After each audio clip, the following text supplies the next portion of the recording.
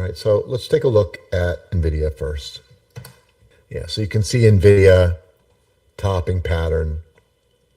This is the daily. Look at this. Dunk, dunk, dunk. You're getting this, and it's already starting to pull back a little bit. So we'll take a look at potentially doing a credit spread or some kind of calendar. Let's take a look at Apple. Big move yesterday.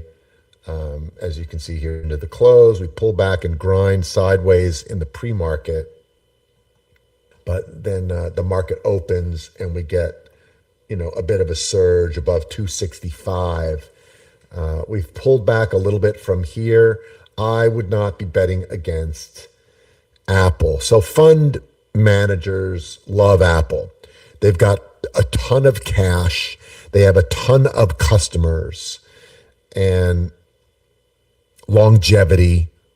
It's almost a safe haven. So I'm not interested in necessarily shorting Apple. I know it's trading below its daily 50 here, but I don't know if I necessarily want to be shorting Apple. If anything, it's an opportunity to think about potentially long. But keep an eye on it. If Apple starts to falter and starts trading again below 263, if it drops below the daily 20, back below here, then you could see a bit of a pullback. There's a support level here. There's a support level, yeah, I guess you could call that the support level. There's a gap here, so there is some potential support here at 250. And then obviously you got the lows here. And, you break one, it opens the door to the next. So there's your first level, your second level, and your third level. And then you got the 200 right here. So what will Apple do? Will it get back above the 50 and rally to the swing high, or will it break? I'm not betting against it, but I'm also not going to buy it. Now, I bought it yesterday because of its strength. I bought it yesterday as a hedge, and it made so much money so quickly, I just took it off.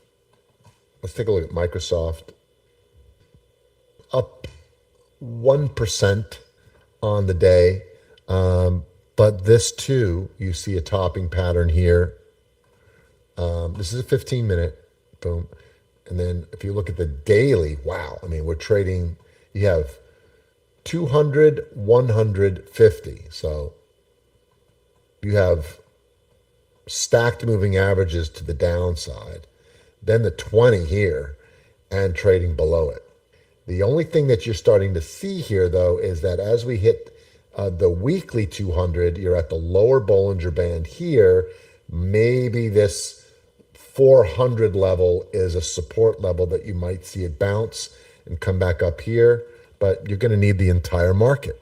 You're going to need the VIX to drop below 17, 16-ish and get back to more of a rally scenario. If not, this could stay down here in this range. But Microsoft really not doing the markets much, up 1%, but not really rallying.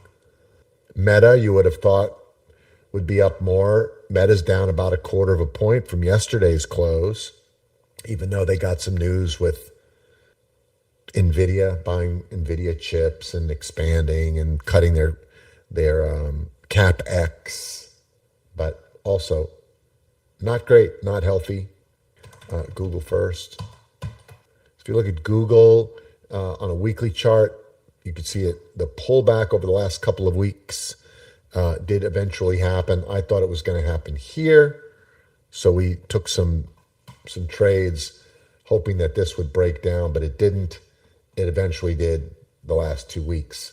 So now that we've broken down and we've pulled back to the weekly 20, is that it?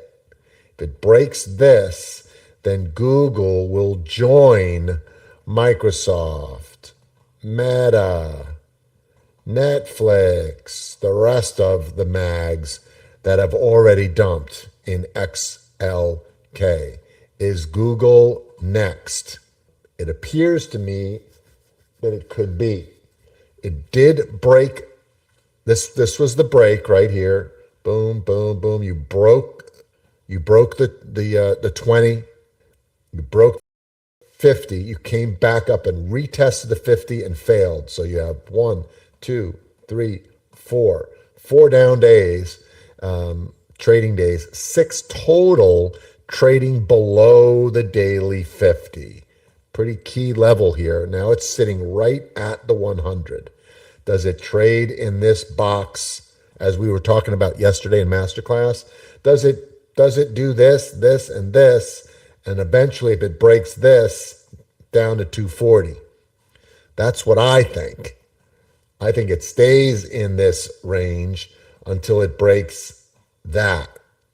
So what is that? Well, you could call it this low, which would be 296 and a quarter. 296.86 is the 100. So I think you could call it 296. If Google breaks 296, that means it will get a weekly close below the 20. It'll get a daily close below the 100. Bollinger Band's mouth is wide open here. It is a bit oversold, so you might get a bounce first. This makes sense to me, right? It makes sense being a little oversold at the bottom of the cycle that you get a little bit of a move to the upside. This comes back up. This comes back up only to get rejected and then roll over and die. Keeping an eye on Google. Last couple of days, get reversal confirmation. That's great. Let's just see if it can break this level or does it fall back down.